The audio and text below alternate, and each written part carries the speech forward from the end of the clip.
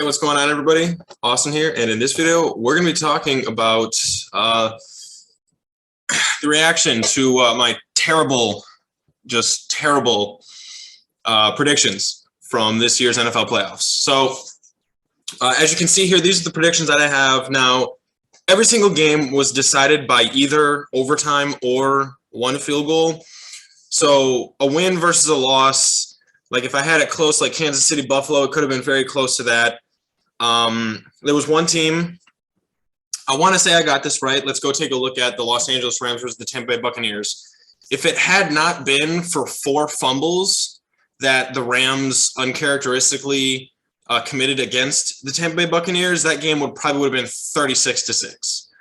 But I did pick the right winner there. Green Bay versus San Francisco. Now there's a really weird game. We're going to have separate videos diving down, breaking down each one. But I was very wrong about Green Bay's offense on that one. I think it's time to maybe start questioning Matt LaFleur's ability to be a coach instead of just letting his better players play. Over on the other side, I thought the Bengals and the Titans would keep it close, but I also thought it would be significantly higher scoring than it was. And I thought Kansas City Buffalo would be by far not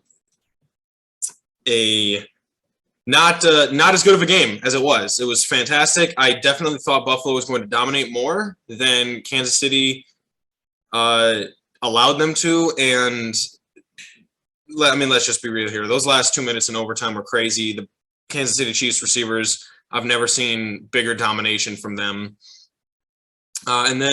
So let's take a look at what I predicted the next round to look like. So now this isn't at all what it ended up being. It was Los Angeles versus the San Francisco 49ers, and it would have been the Kansas City Chiefs versus the Cincinnati Bengals. So on the AFC side, let's go take a look at this. So these two teams with the red line through them over on the left, Cincinnati versus Kansas City. That game was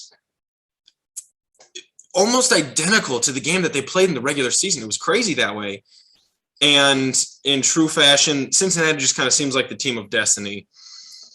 And then on the other side, the Los Angeles Rams versus the San Francisco 49ers. The 49ers had their number for the last 6 consecutive meetings. Sean McVay, hasn't ever beaten Kyle Shanahan. Like all these narratives, 0-2 versus them in the regular season this year.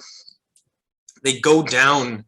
They have a 10-point deficit, the Rams do in the fourth quarter. But Matty Statty pulls through and brings them ahead, leaving us with the Super Bowl of Joe Shiesty versus the comeback kid. All right, guys, if you want to take a look at my opinions on the breakdown of each individual game, go ahead. They're going to be posted after this video. Be sure to like and comment what you think down below. And, don't forget to hit that subscribe button, too.